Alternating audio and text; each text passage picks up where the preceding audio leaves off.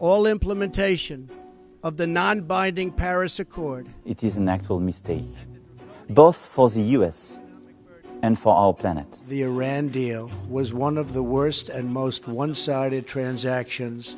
Le dénoncer aujourd'hui serait une lourde erreur.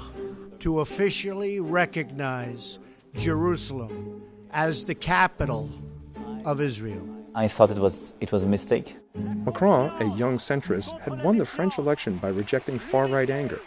Trump had supported his rival, the staunch nationalist Marine Le Pen. Une nation unie dans la défense de son identité. The two presidents' first encounter last spring was awkward. Trump extended his arms in greeting, but Macron first approached Angela Merkel. And when they did greet each other, Trump gave Macron one of his famous arm yanks. Their handshakes would come to take on a life of their own. What's being described as an epic handshake standoff. Alpha male kind of. That's what I call a French press. I think we just surrendered to France. It was the beginning of Macron's political courtship of Trump.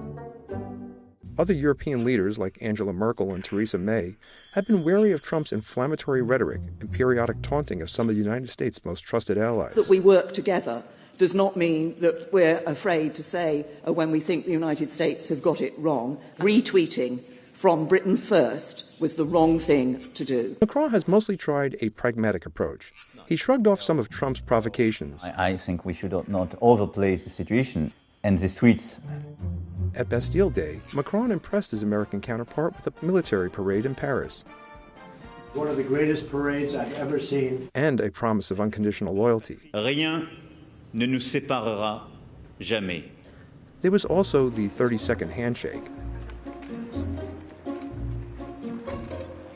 Macron seemed to make a point of saying he and Trump were in close contact. I call him very regularly, probably 3 to 4 phone calls during the past weeks. We have a very good relationship, une relation personnelle forte, régulière. But why would Macron so openly embrace a president who's unpopular at home and abroad?